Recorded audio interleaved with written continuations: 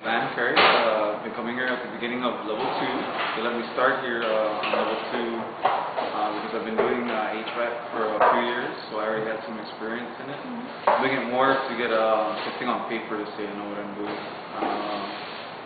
A few things are happening where I work that got me kind of worried that not having any kind of certificate might say that it might be the end of my job, even though I know what I'm doing. But so this way, being in the class, I have learned a few things even just in a short time being here. So other than that, just trying to get a better education.